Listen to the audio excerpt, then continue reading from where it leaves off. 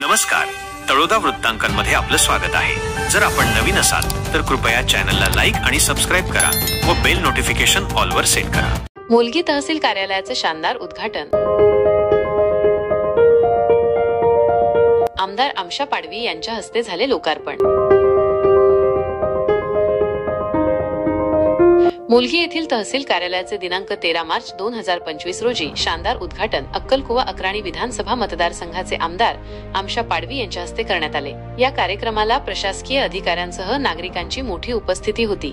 यावेळी विभागीय आयुक्त प्रवीण गेडाम, जिल्हाधिकारी मिताली सेठी, उपजिल्हाधिकारी अनय नावंदर, प्रांताधिकारी पवन दत्त, अक्कलकुवा तहसीलदार विनायक घुमरे, मुलगी अप्पर तहसीलदार रवी सतवंत आदी मान्यवर उपस्थित होते।